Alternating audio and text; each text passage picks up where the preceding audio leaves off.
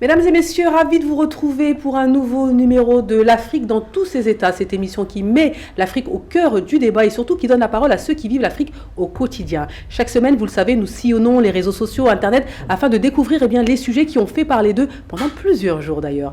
Alors, 3 sujets sont sortis. Destination la Côte d'Ivoire, présidentielle 2025, un candidat de plus exclu. On continue avec le Burkina Faso. Coup d'État manqué, quelles leçons en tirer? Et enfin, destination la RDC, le retour de Joseph Kabila sous haute tension. Mesdames et messieurs, voilà les 3 sujets que nous allons aborder avec notre invité du jour. Bienvenue à vous, Stéphane Toutui.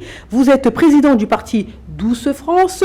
Vous vous êtes présenté à la présidentielle française en 2022. Vous êtes conseiller municipal à Malakoff et aussi auteur de l'essai Le racisme au secours de la France. Bienvenue à vous. Merci de l'accueil, Madame Aïssatou plutôt. Et donc, je suis ravi de pouvoir venir échanger sur ces sujets qui sont très, très importants. Exactement. Alors, pour le coup, on va quand même vous donner la parole concernant votre essai, votre livre, Le racisme au secours de la France. De quoi parle-t-il, ce livre ? Je ne vais pas dévoiler totalement le livre. Le titre le dit un peu, mais simplement, j'essaie de ramener à ce qu'on puisse comprendre que la cohésion sociale et la cohésion nationale poussent à la citoyenneté. Donc, dessus, il faudrait que le racisme ne soit pas l'argument pour cacher les méfaits des politiques actuelles, que le racisme ne soit pas, on va dire, le faire-part d'un parti politique, mais simplement, tous les citoyens doivent pouvoir s'accaparer, instruire et éduquer la population à comprendre les différences. Très bien, le message est passé, mesdames et messieurs. On continue cette émission avec les 3 sujets et surtout avec nos acolytes, à savoir Babadem. J'espère que vous allez bien. Très bien, et surtout de retrouver nos commentateurs, nos spectateurs. Et on continue avec Docteur Camara, bienvenue à vous. Bonjour Aïssatou, bonjour à notre invité, bonjour Baba. Donc toujours ravi de se retrouver, de discuter d'actualités brûlantes en Afrique. Merci beaucoup Docteur Camara. Allez, cap sur la Côte d'Ivoire, destination la Côte d'Ivoire avec cette élection présidentielle qui fait encore et encore beaucoup parler d'elle. Allez, on regarde et puis on revient. Le PDCI RDA, par l'intermédiaire de ses avocats, vient d'apprendre avec indignation, le mardi 22 avril 2025, la décision surprenante prise par la présidente du tribunal de première instance d'Abidjan Plateau de radier le président Tidiane Thiam, président du PDCI RDA de la liste électorale.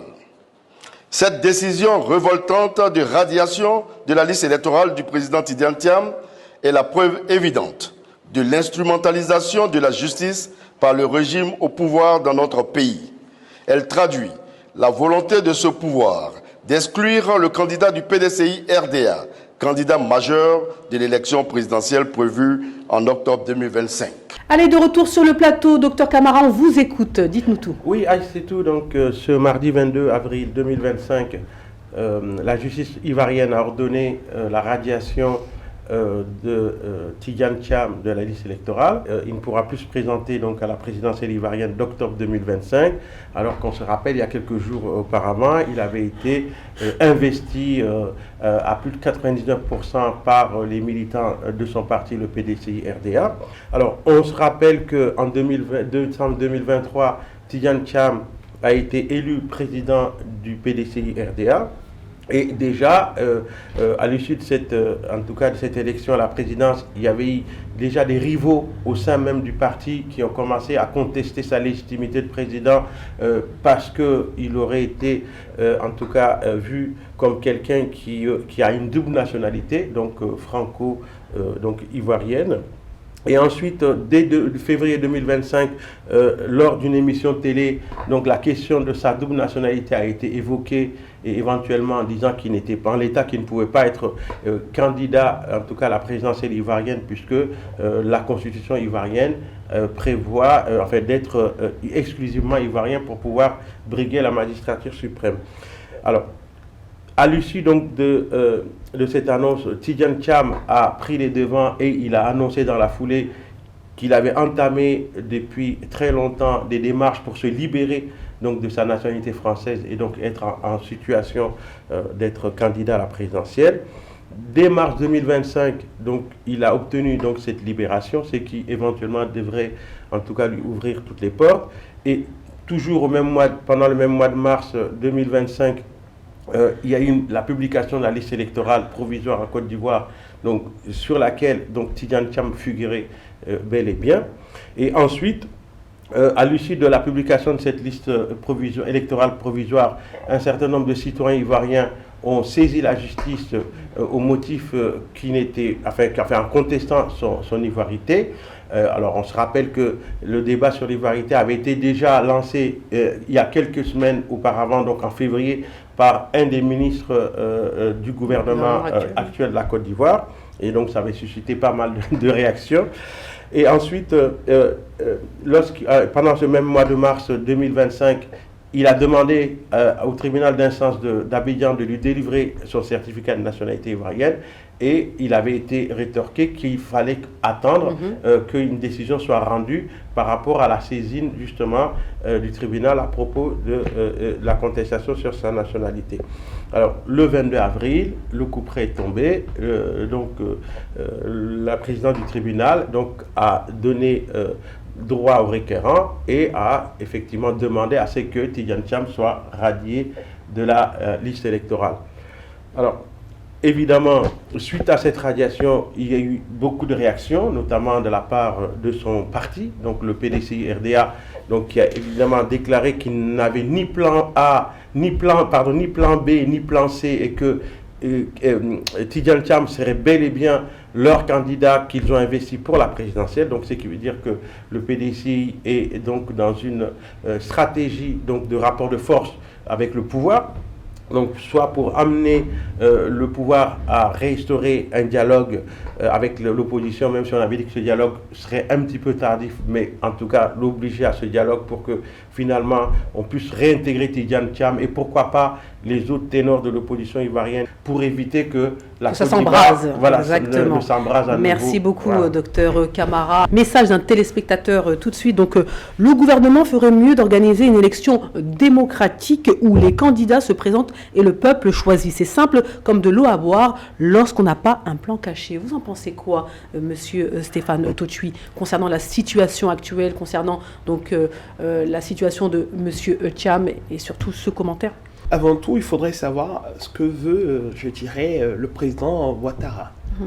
Parce qu'il a fait une caravane de la paix. Il a sillonné tout le territoire de la Côte d'Ivoire pour dire oui, on revient à la paix, on oublie le passé, on reconstruit. Mais il dit aussi qu'il est fervent porteur des garanties de la démocratie en Côte d'Ivoire et dans l'Afrique subsaharienne. Mais alors pourquoi écarter ses concurrents, ses adversaires? Il a bien vu qu'à une époque, il y a eu, on va dire, le refus de la population d'un troisième mandat. Il a dit non, c'est le premier mandat de la deuxième constitution. Donc il veut dire qu'il suit un processus. Donc par rapport à ce processus, c'est d'ouvrir la porte aux autres candidats puisque c'est un moment exceptionnel. On reconstruit la Côte d'Ivoire, on reconstruit une démocratie dans cette Afrique. Donc pour pouvoir le faire, il faut accepter tous les autres candidats que le peuple soutient. Pour dire voilà, on repart sur une nouvelle constitution, on repart sur des nouveaux candidats qui sont là, tout se fait bien et on avance. Maintenant, M. Tidjane Thiam, je peux comprendre que beaucoup sont écœurés, beaucoup sont là, ils pleurent, parce que tout simplement, il a été radié de la liste électorale. Mais moi, la question que je me pose en tant que juriste, c'est de savoir est-ce que le processus a été respecté.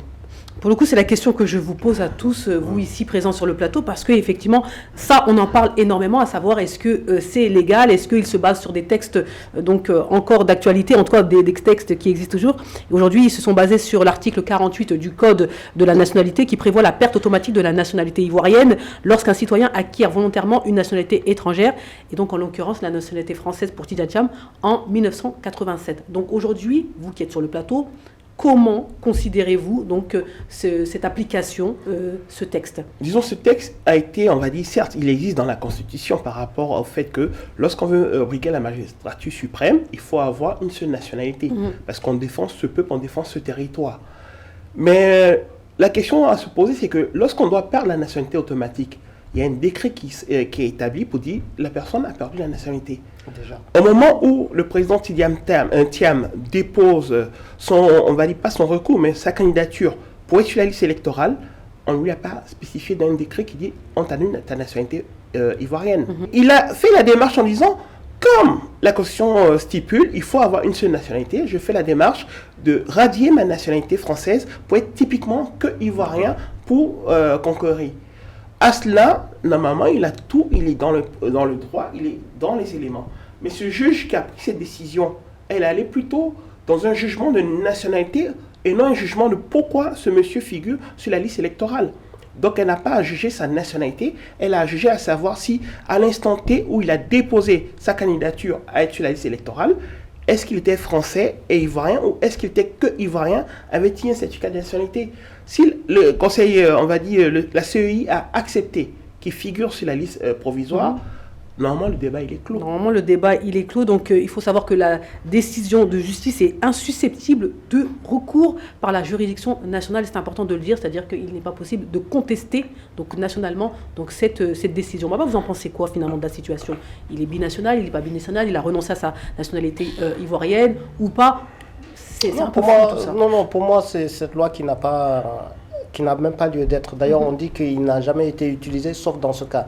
Et je suis sûr qu'il y a plein de binationaux qui découvrent le fait que si on doit choisir une autre nationalité, on perd automatiquement, en tout cas dans le cas de Tidjane Thiam, on a perdu la nationalité ivoirienne. Mais ça, c'est un précédent dangereux. Je donne juste un exemple. Dans ce cas, la Côte d'Ivoire qui a gagné la CAN, on peut aller fouiller, voir parmi les binationaux ceux qui ont acquis la nationalité, par exemple française ou anglaise ou dans le football. Et on peut contester en disant qu'il y a un non-ivoirien qui a joué pour la sélection nationale.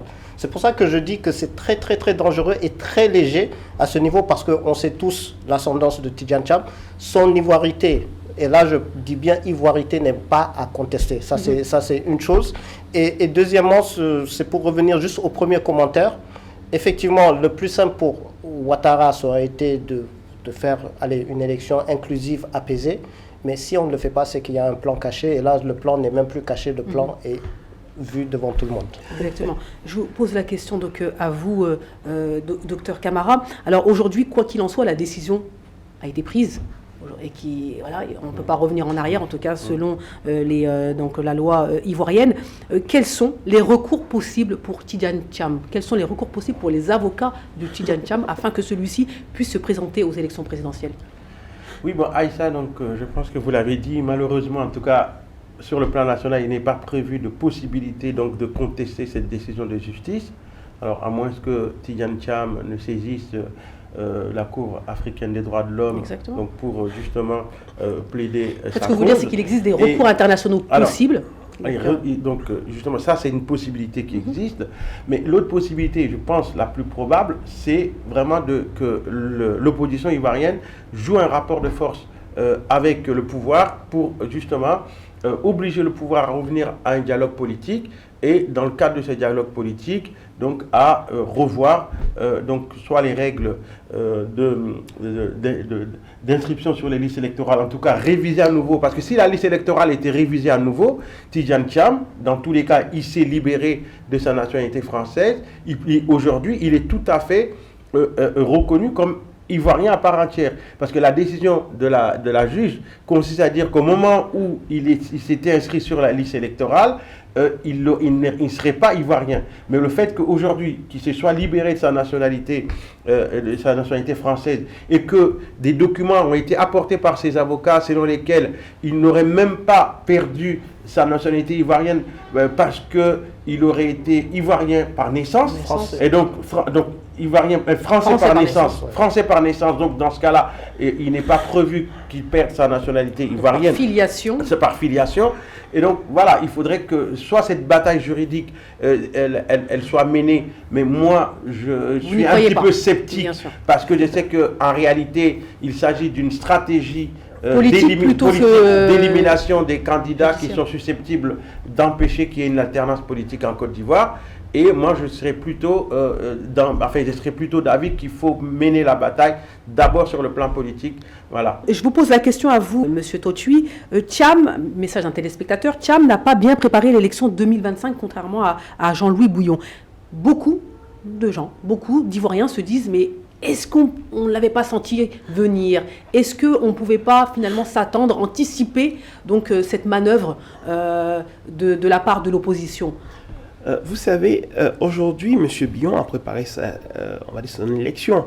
Il n'a pas été soutenu par son parti politique, ce qui veut dire qu'il peut se présenter en indépendant, en candidat d'opposition à son parti même. M. Thiam, effectivement, il n'a pas vraiment préparé. Je le disais en aparté avant l'émission en disant que Je ne comprends pas. Quand on est un grand intellectuel, qu'on vient, qu'on sait le passif de la Côte d'Ivoire, avec le président Ouattara lui-même qui a été contesté au niveau de sa nationalité, je ne comprends pas que avant de venir en 2022 s'inscrire sur la liste électorale, on ne fasse pas la demande immédiate de son certificat de nationalité. On n'anticipe pas en demandant la radiation ici en France de sa nationalité, ce qui fait que normalement c'est un Ivoirien à 100%. Mais je tiens aussi à rappeler que la nationalité ivoirienne ne s'acquiert pas par, on va dire, par droit de sol, mais par droit de sang. Donc est-ce que cela veut dire qu'aujourd'hui, puisqu'on refuse qu'il soit ivoirien, donc je considère qu'aujourd'hui M. Thiam est apatride. Il est apatride selon... Et donc s'il est apatride, comment pouvons-nous concevoir que M. Ouattara dise mon petit frère? Donc son petit frère en tant que qui? En tant qu'Ivoirien, en tant que Burkinabé, en tant qu'Africain? La question se pose énormément parce que beaucoup disent mais comment il a pu être ministre notamment du plan, etc. Non, le côté occuper pas mal de... Le côté ministériel est différent parce qu'on peut prendre, on va dire, un expert qui peut venir dans le pays avec en tant que ministre ivoirien, considéré comme un ministre ivoirien. Oui, en tant que ministre ivoirien, on peut le faire puisqu'à l'époque, on a eu des ministres ivoiriens qui étaient français. On a eu des ministres... Donc, ce n'était pas des ministres ivoiriens, c'était des ministres français? Non, ivoiriens, mais simplement, on va dire, comme ils étaient encore sous le coup, je dirais, du passage de l'indépendance et de la République. Donc, soit ils sont ivoiriens, soit ils sont français, soit ils sont les deux. Donc, non, ils avaient les deux. C'est un Ivoirien. Je pense qu'il ne faut même pas aller... je pense qu'il faut même pas aller dans ce jeu.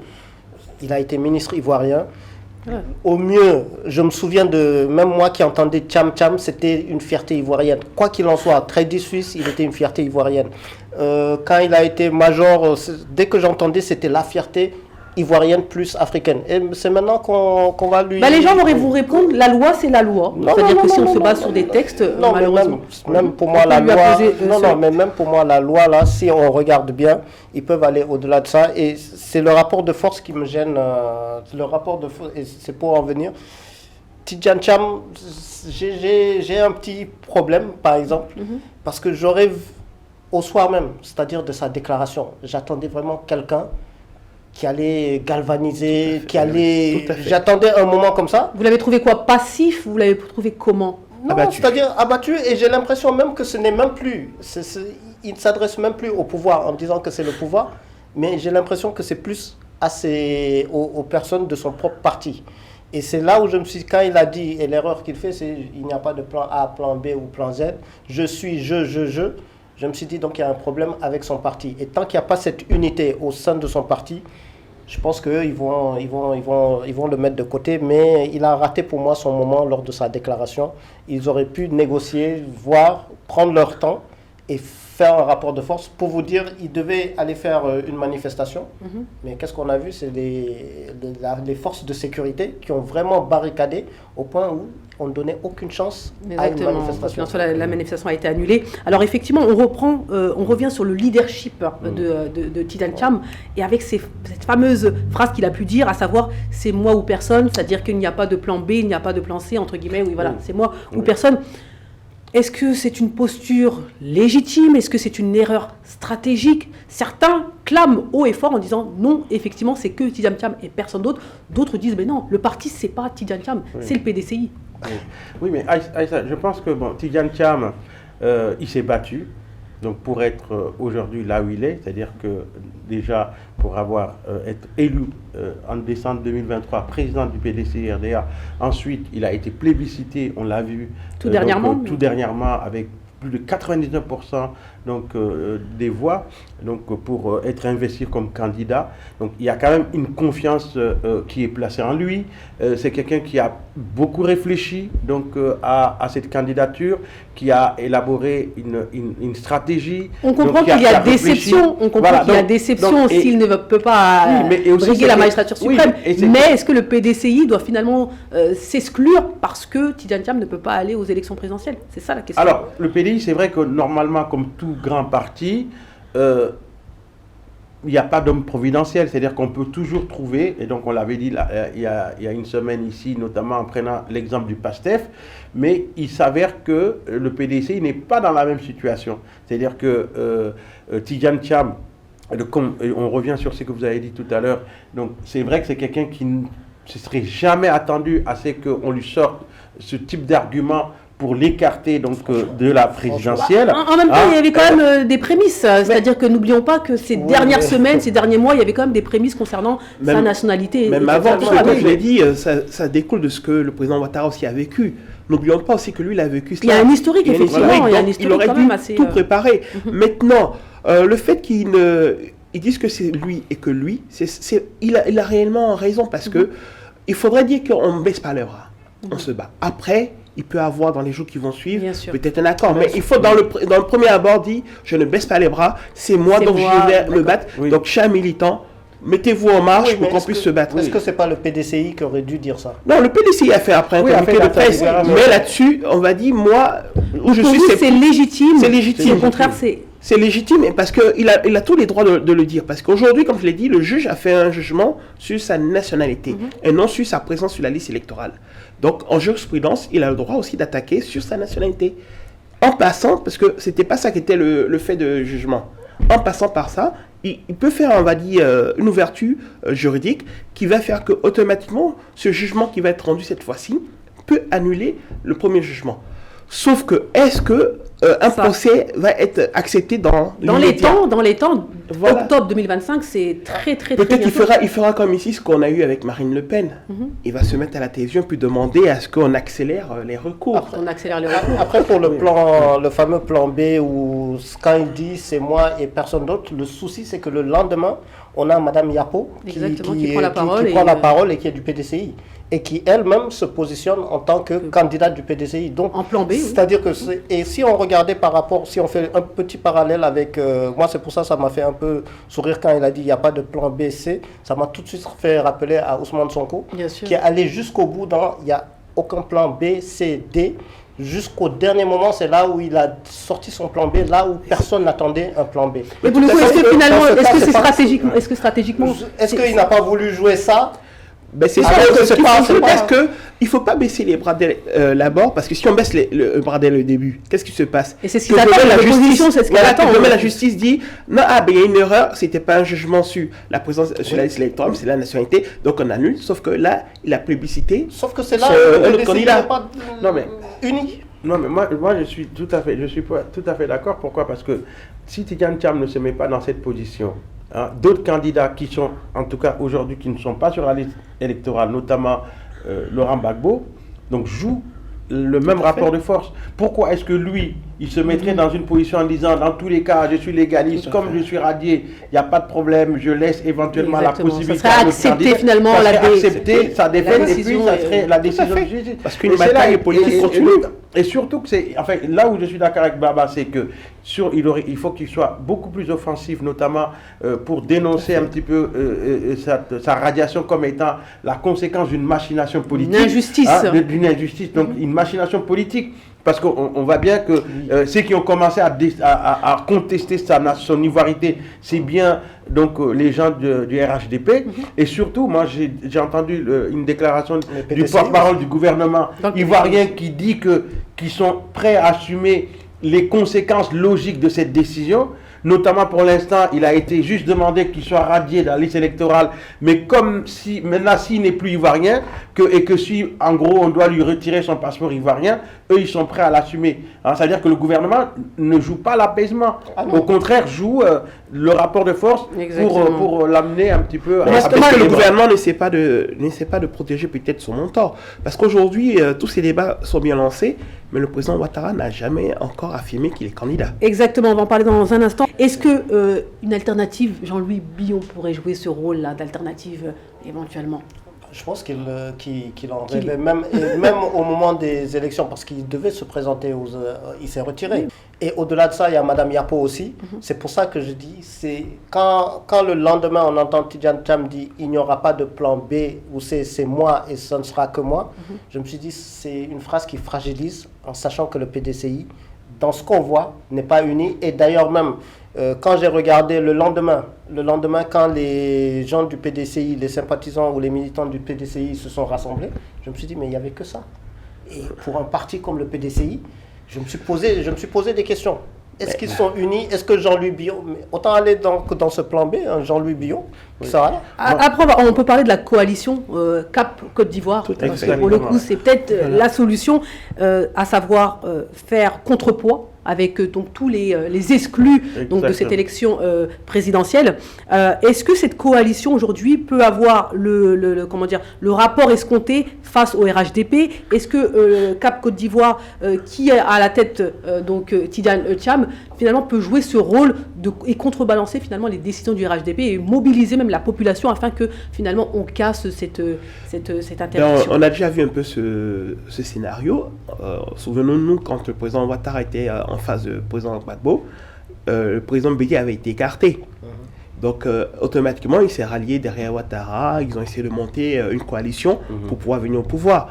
Donc cette discussion peut être toujours abordée pour que Cap puisse essayer de drainer tous les militants, a dit on ne veut plus du pouvoir de M. Ouattara. Mais la question aussi, est-ce que c'est M. Ouattara ou le RHDP? Il faudrait qu'aujourd'hui, on est à quelques mois des élections présidentielles, qu'on puisse savoir officiellement le candidat du RHDP pour qu'il y ait vraiment un débat démocratique avec en face il est dans la légalité, c'est-à-dire on ne peut pas le forcer, l'obliger à sa candidature. On doit savoir des sillons. Parce que si on n'a pas, on va dire, je dirais, de vision en face, on revient un peu dans ce qu'on a vécu avec, à l'époque au Sénégal, avec Macky Sall qui disait oui, non, jusqu'au bout. Oui, et il a le droit, pour le coup, le président Ouattara a le droit de jouer cette tactique-là. Alors, je prends un message d'un commentaire. Le PDCI n'a pas suffisamment démontré sa solidarité avec le PPACI quand Gbagbo a été radié. Maintenant, ils vont chercher à s'unir. Le pouvoir mis sur la division et l'opposition pour la torpiller. C'est pas le seul commentaire que j'ai vu qui disait cela, à savoir, lorsque certains ont été radiés, n'ont pas eu la possibilité de être inscrits sur les listes électorales, le PDCI finalement n'est pas monté au créneau comme ce qui était escompté, et finalement maintenant que le PDCI est mis sur le banc notamment Thiam, eh bien on demande à une solidarité, venez on se lève pour faire en sorte que on puisse renverser entre guillemets le pouvoir. Vous en pensez quoi, monsieur Camara? Oui, c'est vrai que le PDCI a une faiblesse parce que, pareil, aujourd'hui, beaucoup de gens lui reprochent d'être à l'origine de toutes ces lois un petit peu sur l'ivoirité, etc., et que ça se retourne contre son candidat.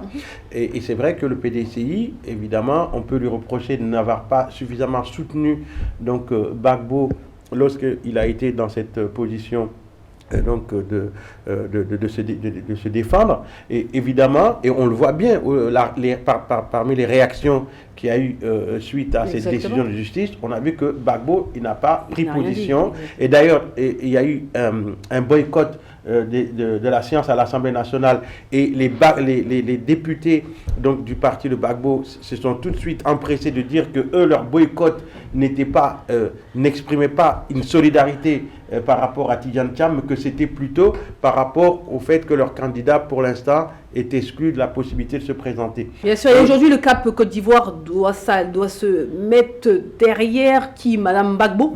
Pour le coup, c'est la seule candidate. Mais en plus, c'est elle qui s'est levée, qui a fait bizarrement, c'est elle la première qui a fait une déclaration publique entourée des autres membres de CAP et avec 7 ou 8 revendications en demandant effectivement la révision de la liste électorale, mais aussi l'inclusion de que ce soit Tidiane Thiam, Gbagbo, mais elle s'est mise en position de leader. Elle a déjà pris son rôle. Leader. Mais pour en venir là, ça fait le jeu de RHDP. Ils vont jouer sur les divisions, sur les égos. C'est pour ça que cette coalition, on en parle beaucoup, mais est-ce qu'elle peut vraiment se matérialiser, se concrétiser? Pas sûr. Alors là, on va finir avec le RHDP, qui est finalement en position de force. Et Baba, vous l'aviez dit, vous avez répété à maintes reprises que M.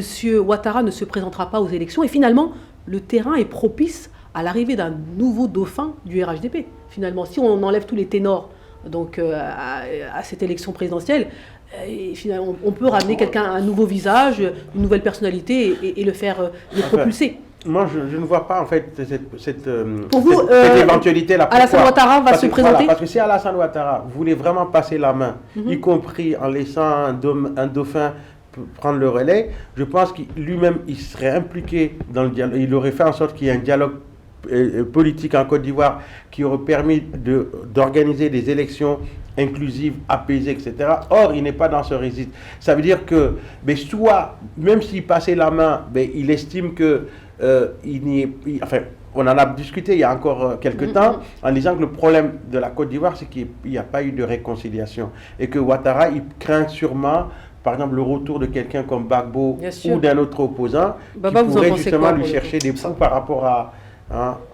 Moi, ça me fait penser encore une fois au scénario sénégalais où Macky Sall a dit « j'y vais pas, mais le candidat là n'ira pas. Maintenant, c'est à vous de faire en sorte de voir comment vous allez faire avec un autre candidat » quand il avait écarté Ousmane Sonko.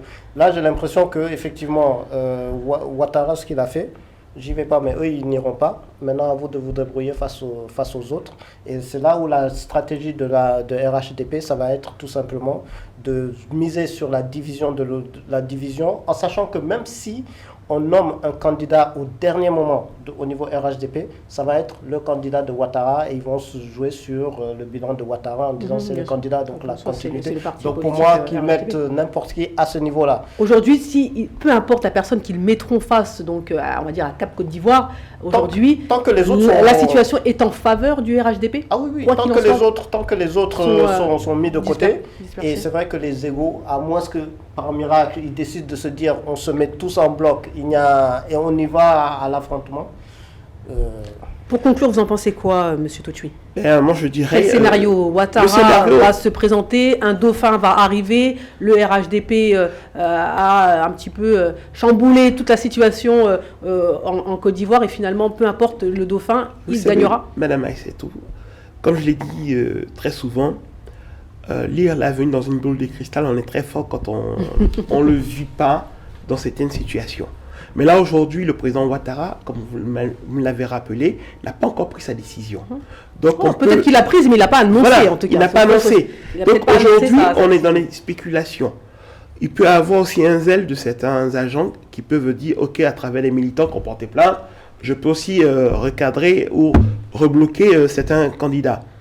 Mais aussi, si le président Ouattara se dit oufouettis, père de la nation, il se dit homme de paix, il prend la paix comme le président Fouban l'avait mis, il va plutôt appeler tous les candidats qui ont été radiés pour pouvoir dire trouver une solution. Une solution pour apaiser, pour recoller les liens entre les Ivoiriens. Parce que si les liens des Ivoiriens sont détruits, avec tout ce qui se passe dans la sous-région, on va encore perdre cette unité de panafricaniste qu'on peut mettre dans toute l'Afrique. Est-ce que c'est ce que lui veut ou est-ce que c'est ce que la population désire? Parce qu'aujourd'hui, la population désire un changement. Mais est-ce que ce changement, ça ne peut pas être un dauphin que propose le président Ouattara? Ça peut pas être aussi quelqu'un qui vient, qui est indépendant, qui n'est ni dans ses partis, qui va profiter de cette situation pour s'imposer. Exactement. Plusieurs scénarios sont possibles. Tous les scénarios. Monsieur Bion n'est pas aussi obligé d'être forcément dans le PDCI. Il a aussi la capacité de se présenter en indépendant pour pouvoir y aller. On a aussi, n'oublions pas, on cite tous ces derniers en disant oui, voilà. Mais moi, je m'interroge sur le déplacement de Monsieur Soro Guillaume au Ghana et qui commence à sortir. Est-ce que lui aussi, il n'aura pas quelqu'un peut-être qui va proposer? En tout cas, bonne question, mesdames et messieurs. Comme vous l'avez dit, on n'a pas de boule de cristal. En tout cas, on va suivre l'actualité donc en Côte d'Ivoire de très près. Et je vais finir avec un message d'un téléspectateur qui est très important et qui confirme vos propos. Chers politiques, nous vous prions de nous épargner le bilan morbide des 3000 morts de la crise post-électorale de 2011. Asseyez-vous pour discuter. Et je pense que le message est très clair.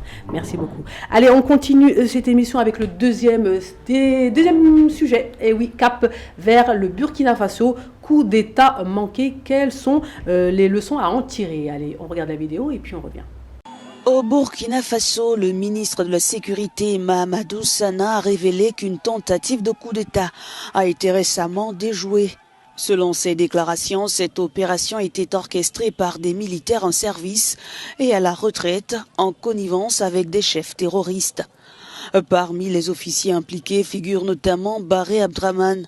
Le plan visait à créer le chaos dans le pays et à le placer sous l'influence d'une organisation internationale non précisée. Les autorités affirment que des messages ont été diffusés au sein de l'armée pour s'aimer la confusion, tandis que certains leaders religieux seraient également impliqués dans ce complot. Une attaque ciblant le palais présidentiel était prévue pour le 16 avril dernier dans le but de désorganiser l'armée.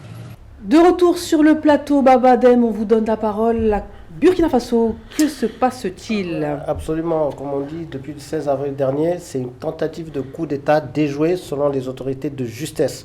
Alors, on va y aller sur 3 éléments clés pour comprendre cette actualité. Premièrement, un complot orchestré par des militaires dissidents et des groupes terroristes. Donc, le 16 avril 2025, un assaut contre la présidence du Faso avait été prévu, mené par des soldats en association avec des groupes terroristes. L'objectif, semer le chaos à travers le pays par des attaques simultanées et s'emparer du pouvoir. Deuxièmement, des cerveaux du complot localisés à l'étranger. Les autorités pointent du doigt plusieurs officiers déserteurs, notamment le commandant Joanny Compaoré et le lieutenant Abdrahmane Bari, réfugiés en Côte d'Ivoire. Elles accusent régulièrement ce pays voisin d'héberger ses opposants et d'être le centre de coordination de ces tentatives de déstabilisation. Et troisièmement, une riposte rapide grâce aux services de renseignement. C'est la vigilance des services de renseignement et la collaboration des soldats patriotes qui ont permis de déjouer ce complot. Plusieurs arrestations ont eu lieu dans les rangs de l'armée. Et des investigations sont en cours pour démanteler le réseau et identifier toutes les complicités. Alors, pour conclure, on a un climat de suspicion et de fragilité politique. Cette nouvelle tentative, on parle de 13 coups d'État déjoués depuis, soulève une question cruciale. Pour certains, cette multiplication des coups d'État et des arrestations dans l'armée est le symptôme d'une crise de confiance profonde entre pouvoir et forces armées. Pour d'autres, c'est le reflet d'une instrumentalisation politique de la menace sécuritaire. Bref. Le débat est ouvert en tout cas. Le débat est ouvert. Merci beaucoup, Babadem. Alors, que révèlent les profils des instigateurs? Donc, vous l'avez dit, pas mal de militaires, d'anciens militaires, d'exilés. Et nommés. Exact. Compaoré et Abdrahmane Bari. Totalement. Déserteurs qui se sont réfugiés. Exactement. Vous en pensez quoi, Monsieur Toutieux? Vous savez, quand on est dans un pays où on sort d'un coup d'État, on l'a vu en Côte d'Ivoire et autres, avec Sougueï, Robert, ensuite Soumabo, il y aura toujours des tentatives de coup d'État et des manipulations, on va dire, dites politiques. À la fois de l'extérieur, venant de certains pays, certaines forces économiques qui veulent des changements, mais aussi sur les positions des acteurs même du pays qui peuvent utiliser pour le côté sécuritaire, pour faire un peu peur à la population. Et de cela, pouvoir mettre toujours l'état on va dire l'état d'alerte au maximum et voir les hommes en armes partout dans la ville et pouvoir toujours travailler et protéger, je dirais, cette présidence. C'est-à-dire que pour vous, ça peut être orchestré. Ça peut être orchestré parce qu'aujourd'hui, certes, on nomme certains, mais ceux qui ont été arrêtés, j'ai regardé un peu l'adhésion burkinabé et même, on va dire, l'AES, et je n'ai pas vu les visages de ces personnes qui ont été arrêtées. Normalement, dans les tout débuts, quand il est arrivé au pouvoir, qu'il arrêtait des personnes, automatiquement, les méthodes à télévision, on les montrait pour dire voici ceux qui veulent essayer de les déstabiliser. Je crois que Ibrahim Traoré, aujourd'hui, il veut faire avancer, je dirais, le Schlimbik. Mais n'oublions pas une chose, c'est que cette révolte panafricaniste de l'AES gêne aussi les autres pays, qui peut entraîner à ce que ces autres pays rentrent, en montrant que ce pays aussi est un peu déstabilisé et l'insécurité règne.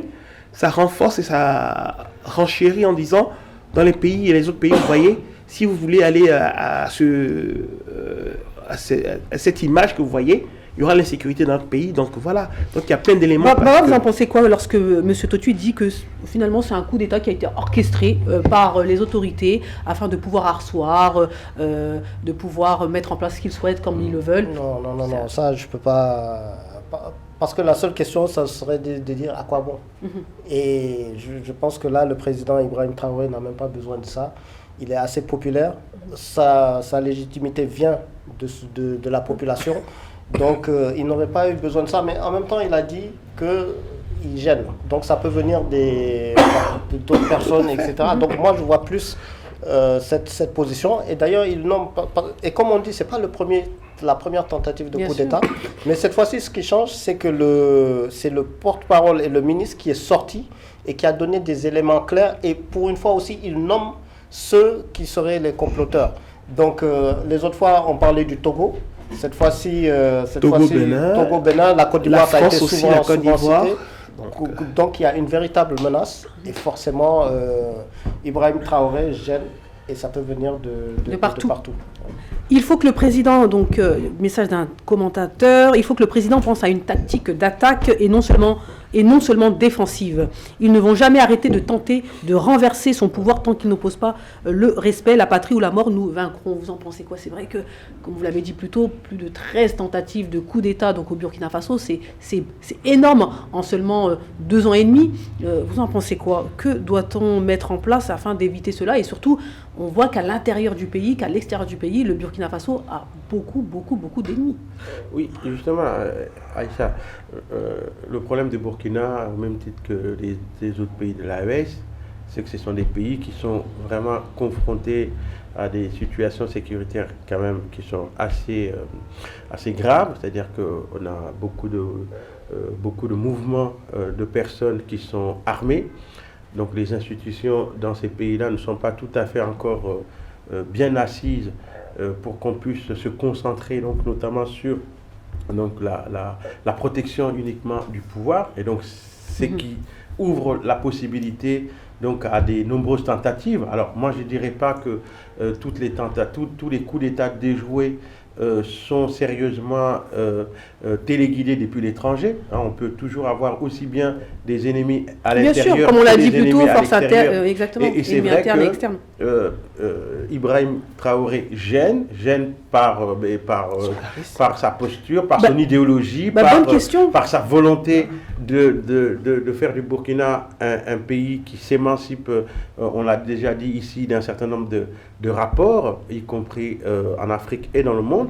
Et évidemment, il n'est pas étonnant que des personnes puissent toujours trouver des relais, notamment dans les différents pays qui veulent le renverser. Donc ça, c'est quelque chose qui n'est pas tout à fait bien sûr. Je vous pose la question à vous, Stéphane. Alors, vous l'avez dit, vous l'avez soufflé à Dr Camara. Monsieur Ibrahim Traoré, président du Burkina Faso, dérange, sa personnalité dérange, son charisme dérange. Totalement. Plus que les autres Totalement, puisque comprenez une chose, dans l'AES aujourd'hui à l'international, que ce soit en Russie, aux États-Unis, on parle plus d'Ibrahim Traoré que du président du Mali ou du Niger. Parce que ce dernier, il essaie d'incarner ce que Thomas Sankara avait, donc un certain charisme. Et tout le monde voit en lui peut-être le futur Thomas Sankara. Sauf que, n'oublions pas aussi une chose, Thomas Sankara, dans son armée, avait des personnes qui étaient contre sa vision panafricaniste. Ibrahim Traoré s'il peut avoir ce conflit. Mais la chose, c'est que, par rapport à la question de votre commentateur, comment pouvons-nous mettre un appareil, disons, un système en place pour contrecarrer tout ce qui vient à la fois de l'interne et de l'international? C'est compliqué. Oui. Est-ce que ce pays doit vivre en autarcie, renfermé entre elles? Mais renfermé sur qui? Avec quoi? Pourtant, elle veut montrer que sans l'Occident, le Burkina fonce, le Burkina essaie de construire quelque chose et il en est fier. Et je crois le peuple burkinabé est fier. Nous parlons de démocratie ici en Europe, en parlant, oui, les élections et tout ceci.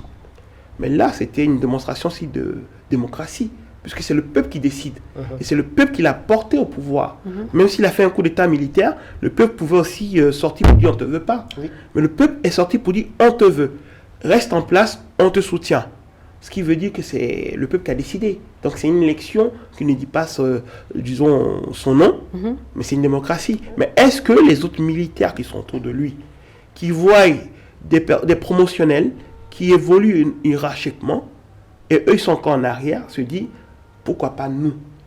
Comment ce petit capitaine a réussi à le faire? Pourquoi pas nous? C'est une des plus grosses problématiques, c'est-à-dire qu'encore une fois, quand on regarde la liste des instigateurs, il y a beaucoup de militaires ou d'anciens militaires qui peut-être semblaient frustrés, considérer qu'ils devraient être à la place éventuellement de M. Traoré. Donc il y a plein de oui, et puis il est capitaine. Il est capitaine, il n'est pas... Les généraux, les colonels et tout ça peuvent, ou les commandants derrière qui peuvent se dire. Mais moi je pense que quand il parlait de charisme, l'impérialisme, ou alors on va dire la puissance française à l'époque, dès qu'une personne sortait du lot comme ça, c'est Thomas Sankara ou d'autres, il disait lui, c'était même le cas de Lumumba, etc., on doit l'éliminer tout de suite pour pas qu'il y ait un effet contagion dans les autres pays. Et c'était comme ça qu'on éliminait des personnes comme ça. Sauf qu'aujourd'hui, on est en 2025. Eux, ils le savent. c'est-à-dire que Ibrahim Traoré ou les autres le savent. Ils savent qu'ils seront attaqués, d'ailleurs ils le disent souvent, et même ils le disent, nous sommes en révolution. Exactement. Ils ne vont jamais lâcher quoi que ce soit. Et donc c'est pour ça qu'il y a ce côté guéguerre entre les partis. Mais Ibrahim Traoré, et d'ailleurs ce qui est intéressant, c'est qu'au niveau panafricain, vous regardez les réseaux sociaux, aujourd'hui même sont des anglophones, c'est-à-dire que tous les discours de Ibrahim Traoré sont en anglais. Et c'est Haïti ou les anglophones qui reprennent à fond Ibrahim Traoré en disant on aurait voulu de Ibrahim Traoré ici. Donc il commence. Mais finalement, cette mise en avant d'Ibrahim Traoré, le fait qu'il soit au devant de la scène, le fait qu'il explique ouvertement donc, toutes les tentatives de déstabilisation de son pays, tous les projets de déstabilisation de son pays, est-ce que cela finalement ne va pas avoir un impact négatif dans son projet? Non, ça le protège. Moi, pour moi, ça pour le vous, protège. ça le protège? Oui, pour moi, c'est justement ça, c'est le piège, parce que, alors, je ne vais pas faire le parallèle, mais on se souvient un petit peu que, par exemple, quelqu'un comme Sékou Touré, Sékou Touré, donc il y avait aussi un vrai programme révolutionnaire d'émancipation, etc. Malheureusement, toutes les tentatives de déstabilisation, alors imaginaire ou réelle, on n'en saura jamais, ont fait que finalement, il a dû se concentrer sur sa seule protection. Parce que justement, ça c'est le danger. Lorsqu'on est assailli de partout... C'est quoi la paranoïa qui peut arriver éventuellement? C'est-à-dire qu'on se surprotège, tout le monde est ennemi, on a peur de tout le monde. Voilà, on se surprotège, non seulement on se surprotège, mais également on risque de soupçonner finalement toute voix un petit peu discordante. Alors que des fois, c'est sain que même lorsqu'on est légitimé par la population, qu'on puisse avoir autour de soi des conseillers ou des compagnons qui puissent nous dire un certain nombre de vérités. Ça, c'est quelque chose d'essentiel. Et donc, le risque, c'est ça. Donc, il faudrait que Ibrahim Traoré, conscient de tout cela, puisse en tout cas s'entourer de personnes avec lesquelles il peut avoir une espèce de direction collégiale du Burkina Faso, et je pense que cela découragerait éventuellement toutes les personnes qui tentent de faire un coup d'État. Parce que le fait de dire que c'est un système qui est là et non un homme, je pense que ça peut dissuader les gens qui pensent qu'il suffit d'un coup d'État pour que le pouvoir change de camp. La Côte d'Ivoire encore considérée comme une base arrière, donc des ennemis du Burkina Faso, donc selon les autorités.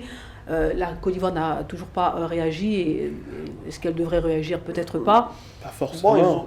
Après, ils ont juste dit qu'ils n'ont qu'à apporter des preuves et donc ils ne vont pas réagir. Donc c'est le porte-parole qui a réagi comme ça. Mais il y a aussi une chose, c'est que là, on a nommé des Burkinabés qui sont installés ou qui sont localisés en Côte d'Ivoire. Donc ils n'ont pas implicitement parlé de la main derrière. Oui, bien sûr, des autorités de l'État. C'est-à-dire que ça peut être la base arrière, mais sans forcément avec une complicité des autorités. C'est un discours, on va dire, régulier. On le voit entre la Côte d'Ivoire et le Burkina, voire même avec le Mali, il y a toujours cette guéguerre. Est-ce qu'on peut appeler ça une simple guéguerre? C'est une guéguerre parce que moi, depuis Thomas Sankara et tout, la Côte d'Ivoire, c'est l'un des pays, on va dire, en Afrique, lorsqu'il y a des coups d'État ou autres, recueille toujours les personnalités qui donnent asile sur ces territoires. On l'a vu à l'époque, même Blaise Compaoré, avant qu'il quitte la Côte d'Ivoire, avant qu'il reparte au Burkina. On l'a vu avec plein d'autres présidents. Donc, ces généraux, ces militaires sont... un historique concernant la Côte d'Ivoire, quand on parle notamment, on va revenir à la Fédération du Mali, etc. Donc, ce qui peut justifier souvent les... Sur la partie, est-ce qu'il doit, on va dire, continuer à surenchérir ce côté sécuritaire? Je dirais oui, s'il reste toujours militaire. Non, s'il incarne maintenant le leader que le Burkina a voulu, en disant je rends le treillis, je deviens politique que vous voulez que je sois, je veux porter la tenue maintenant du panafricanisme que vous souhaitez. Donc pour cela, j'organise des élections et allons pour voir ce qu'il va faire. Mais en me disant maintenant, en tant que civil, je n'aurai plus à subir, je dirais, l'injustice des grades. J'aurais à subir simplement le fait que je suis le chef suprême. Est-ce que ça changerait quelque chose Non. Bon, moi, ça ne change pas parce qu'il y a la transition qui a été menée. Ils sont dans un cap de 5 ans, donc il n'y a aucun souci par là. Compaoré a fait plus de 27 ans, il était capitaine, ils avaient des généraux. Donc pour moi, les grades, c'est pas... Mais c'est juste une petite parenthèse par rapport à la paranoïa qui pourrait être. C'est que cette fois-ci, ce sont des renseignements et c'est des militaires, les renseignements, des écoutes et des militaires patriotes qui ont dénoncé. Bien sûr. En fait, Et quand on parle de la paranoïa, c'est plutôt maintenant. Voilà, Ouais, alors ils ont les informations. Voilà, Ils ont vraiment les des informations. Ils se disent, ok, on a des ennemis d'un peu partout et finalement, on va renforcer la sécurité. Oui. Finalement, tout le monde va être un petit peu. Et ce qui est bien, c'est le fait de communiquer. Comme ça, nous-mêmes, il nous prend à témoin. Alors qu'avant, on cachait ça. Donc, du jour au lendemain, on voit. Alors que là, on sait. Oui, mais le problème, c'est qu'ils peuvent pousser à une psychose Et c'est dans la ça, population. la paranoïa. Parce Non, que psychose. La vérité. il y a eu des faits réels, certes, mais il y a aussi ce qui a été véhiculé par des forces étrangères sur le territoire, en expliquant qu'il y a eu des coups d'État à chaque fois, en expliquant qu'il y a des populations qui ont été tuées par des rebelles qui sont entrés, sauf que l'État n'a jamais confirmé ça. Et ce qui fait qu'on dit oui, par rapport à ça, il y a la chasse aux sorcières dans les rangs de l'armée. Cette paranoïa va faire quoi? Va créer une psychose en disant, la population va se dire, est-ce que notre chef est vraiment menacé? D'où l'importance de communiquer ouvertement, de dire ce qui se passe, En ce qui plus, va être dans mis le en cas, place. c'est un véritable leadership. Là où il y a la psychose qui vient, c'est C'est lorsqu'il n'y a pas de leadership. quand il y a pas C'est-à-dire qu'on d'information. constate, mais on ne dit pas ce On qu'on dit pas va ce faire. qui se Alors passe que derrière. là, le capitaine, lui, il dit, nous avons ça, je vous dis la vérité, nous allons vers Voilà ça. les solutions Et qui nous allons sont régler apportées. ça. Donc pour moi, il n'y a pas D'accord. de... Donc pour vous, il est important de continuer à communiquer afin que absolument. la population sache exactement ce qu'il se passe dans leur Et territoire. surtout, on est dans un temps où il y a beaucoup de fake news aussi. Exactement. Donc le fait de Donc, communiquer le fait que ça vienne d'en haut, voilà, ça vienne permet directement de la voilà. bouche du président, Ça finalement, ça permet de- dissipe Ouais. éventuellement cette paranoïa, ces peurs, ces psychoses éventuellement qu'il pourrait avoir. Allez, mesdames et messieurs, on continue maintenant avec la RDC, le retour de Joseph Kabila sous haute tension. On regarde une vidéo et puis on revient. Image ni aucune déclaration officielle ne témoignent du passage de l'ex-président congolais dans la capitale du Nord Kivu. Il faut donc s'appuyer sur des sources concordantes venues de son entourage ou encore de l'AFC M23 qui occupe la ville pour l'affirmer. Il serait arrivé vendredi soir en provenance de Kigali. Ce samedi à Goma, les habitants y croient et les réactions sont partagées. Selon moi, je ne pense pas qu'il y aura un changement. Kabila nous a dirigés pendant 18 ans et à l'époque, le M23 est entré. Et puis, il a quitté le pouvoir, il l'a laissé. Alors, je ne pense pas que son arrivée d'aujourd'hui va changer ce qui n'a pas changé pendant 18 ans. Le raïs Joseph Kabila Kabangé a dirigé le pays pendant 18 ans. Joseph Kabila vient ramener la paix au Congo parce que le gouvernement de Kinshasa a tout détruit. Voilà, avec son arrivée, les choses vont bien marcher. De retour sur le plateau, docteur Camara, on vous donne la parole. Alors que se passe-t-il en RDC? Alors, donc, Aïssa, comme vous l'avez dit, on peut craindre que le retour de Joseph Kabila donc, en RDC donc, menace le processus de paix qui est en cours, à moins que Joseph Kabila, qui se présente comme éventuellement le sauveur de la RDC, ne vienne prendre le pouvoir par la force.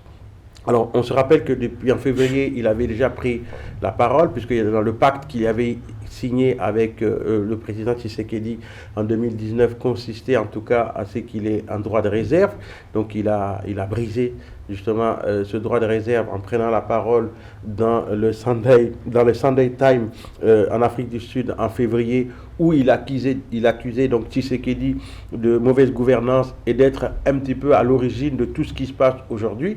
Donc pour Joseph Kabila, les problèmes que connaît aujourd'hui le Congo sont en partie liés à la mauvaise gouvernance et au fait qu'aujourd'hui Tshisekedi ne respecte plus les droits de l'homme, qu'il pourchasse les opposants, qu'il s'en prend à la population, et que lui, il ne peut plus rester donc dans cette réserve, et donc il a brisé ce pacte, et il semblerait qu'il soit déjà de retour. Donc il avait déjà annoncé qu'il reviendrait en RDC par la partie orientale, c'est-à-dire la partie où se trouve actuellement la rébellion.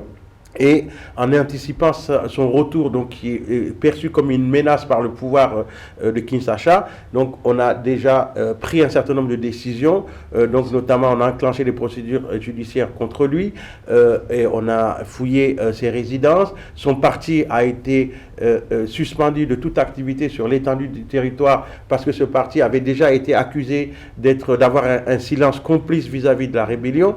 Et aujourd'hui, on l'accuse d'être plutôt complice directement avec le M23. Donc, ce qu'on craint, c'est que le retour de Kabila peut entraîner justement la RDC dans un conflit, notamment politique interne, où cette fois-ci, soit il va essayer peut-être de faire un coup de force et de s'imposer, donc comme les gens du M23 l'avaient justement annoncé en disant qu'ils pourraient éventuellement aller jusqu'à Kinshasa. Et s'ils vont à Kinshasa, est-ce que Joseph Kabila serait à leur tête? Est-ce qu'ils prendraient le pouvoir par la force? Merci beaucoup, docteur Camara, pour ce point. Alors effectivement, donc retour de Kabila en RDC, il se rend à Goma, où il affirme être venu pour participer aux efforts de paix. N'est-ce pas un peu une provocation quand même pour le pouvoir en place? Notamment quand on parle de Goma, c'est quand même une ville... Ben, c'est toujours une provocation. Vous savez, quand un politique ne dit rien et qu'il y a des faits qui se passent, c'est suspect. Quand un politique parle et qu'il parle beaucoup, on dit laissez-le parler. Mais quand un politique va sur le terrain et qu'il ne parle pas et qu'il agit, tout le monde se dit mais il ne va pas n'importe où, il va à Goma. Pendant que M. Tshisekedi est à Kinshasa et qu'il ne peut même pas aller à Goma. Oui, mais lui, il a dit qu'il va discuter avec les rebelles. Il vient dans cette posture. Non, mais il vient dans cette posture de président. Parce que, comme l'a dit docteur, il était dans un consensus avec le pouvoir actuel, en disant je ne parle pas, je n'interviens pas, je vous laisse gérer. Sauf qu'à tout moment, on rappelle à chaque fois que oui, M. Kabila est là pour le mouvement du 23 mars, oui, donc le M23, c'est à peu près lui, tout ça.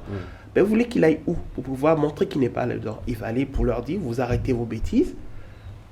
Avec l'aval du président Tshisekedi éventuellement. Mais le président Tshisekedi, il n'est pas censé quand même aller voir le président, éventuellement. D'après ce que j'ai vu, d'après certaines sources, ces deux ne se parlent pas. Donc comment puis-je avoir l'aval de quelqu'un qui ne me parle pas? Mais est-ce que ce n'est pas pire finalement? Est-ce qu'il n'a pas... Ben, c'est pour ça. Maintenant, la question... la réaction du pouvoir actuellement. Oui, mais moi, la réaction que moi j'ai, c'est plutôt, je me pose la question... Est-ce que ce dernier, la période, on va dire, où il ne pouvait plus se présenter puisqu'il était circonscrit par rapport à la Constitution, maintenant il vient en tant que candidat. Donc en tant que candidat, il se dit, si je vais sur le terrain, peut-être ma vie est en danger. Si je passe par le côté de la rébellion que je parle, ça me donne une opportunité de faire... Donc pour vous, il a fait le bon choix? Il n'a pas fait le bon choix. Ah, bon. Il n'a pas fait le bon choix parce que moi je dis toujours... Tous ceux qui se proclament panafricanistes, tous ceux qui disent que oui, ils sont panafricanistes, dans tous les médias, je les vois toujours être plutôt nationalistes, ils discutent toujours de leur pays, sans penser, on va dire, aux attraits qui peuvent pousser à la population. Aujourd'hui, la RDC, on a des déplacés de guerre. Même sous Kabila, depuis qu'il était là, le M23 existait. Il faisait les guerres. On a bien vu le docteur Mukele qui a bien montré les mutilations qu'ont subi les femmes, tout. Donc aujourd'hui, qui passe par là-bas, je dirais c'est plus que suspect. C'est-à-dire que depuis son pouvoir qu'il était là, il nourrissait le M23. Donc est-ce que l'accord, il n'y a pas un accord qui ne dit pas son nom, qui existe entre la RDC et le Rwanda? C'est ça la question. Monsieur Dr Camara. Oui, mais moi je pense que le problème que Kabila a eu, c'est que au moment où le M23 a fait son offensive donc, au niveau de l'Est de la RDC, donc il devrait quand même dire, puisqu'on l'a accusé d'être le soutien du M23, donc au nom de l'unité nationale, au nom de la préservation de l'intégrité territoriale du Congo, puisqu'on a accusé le M23 d'être soutenu par le Rwanda, il devait quand même dire, moi, je n'ai rien à voir avec ça, au moins... Je suis pour l'intégrité territoriale du Congo, mais au lieu de dire ça, qu'est-ce qu'il a dit? Dans sa déclaration de février, il a dit qu'il comprenait les revendications légitimes du M23. Non seulement il a dit cela, mais il a dit également, donc d'ailleurs, l'Alliance Fleuve Congo qui s'est constituée, qui aujourd'hui est un petit peu greffée sur le M23 qui en fait plutôt une organisation politico-militaire. Donc, et sûrement parrainé, en tout cas, c'est pas démontré par Kabila. Et donc, en se mettant dans cette posture, je pense que Kabila, il ne pourrait pas faire le consensus au niveau de tous les Congolais, parce qu'un certain nombre de Congolais estiment qu'aujourd'hui... comme un traître de la nation. Exactement. Aujourd'hui, c'est considéré par beaucoup comme étant un traître de la nation congolaise. Tout à fait, mais c'est pour ça que lui, il a déjà répondu là-dessus, c'est pour ça qu'il ne peut plus encore répondre. Puisque si vous vous souvenez, les 2 dernières années de son mandat, lorsqu'il discutait avec le M23 pour pouvoir arrêter certains combats, les gens ont dit oui, c'est que c'est toi qui es derrière. Donc c'est pour ça que tu réussis à discuter avec eux. Il a dit non, je ne suis pas derrière, que j'essaie de défendre parce que Ce combat qui se passe vient de l'extérieur, vous allez vous-même vous rendre compte. Il l'a dit. Il est maintenant sénateur, on va dire... C'est-à-dire que c'est vrai que le positionnement que prend Kabila rend la situation vraiment floue, et on a du mal à le positionner. Après, n'oublions pas que Kabila, le président Kabila, quand il est sorti publiquement, c'est dû aussi à la sortie de Tshisekedi, qu'il a accusé, et c'est là où il est sorti, il a vraiment attaqué Tshisekedi dans le fameux magazine là. Et là même, j'ai l'impression que pour Kabila, c'était une opportunité de revenir au pouvoir. C'est ce qu'il souhaitait. Ce qu'il souhaitait. Sauf que là, en même temps, à Doha, parce que ce n'est même pas les négociations, c'est à Doha que se passent les négociations avec le M23 AFC et le gouvernement de RDC, et qui sont sur le point de trouver un accord de trêve. Ça met de côté, Kabila, sauf qu'il a eu un très mauvais timing, et même quand là il arrive, on risque de lui dire s'il passe par Goma. D'ailleurs, c'est ce qui s'est passé. Quand il y a eu les rumeurs en disant qu'il venait sur Goma, tout de suite, les autorités se sont réveillées, suspension. Et sauf que là, s'il arrive par Goma, on va dire qu'effectivement c'est lui. Sauf que là, ça transforme là, on avait toujours RDC Rwanda. Là, on va revenir sur RDC. On reviendra forcément sur ces sujets-là. Nous sommes au terme de cette émission. Merci beaucoup à Monsieur Totui de nous avoir fait l'honneur d'être avec nous aujourd'hui. Et merci encore une fois pour votre livre. Merci à Babadem ainsi qu'à Dr Camara. Rendez-vous la semaine prochaine, mesdames et messieurs, pour un nouveau numéro de votre émission. À très bientôt. Bye bye.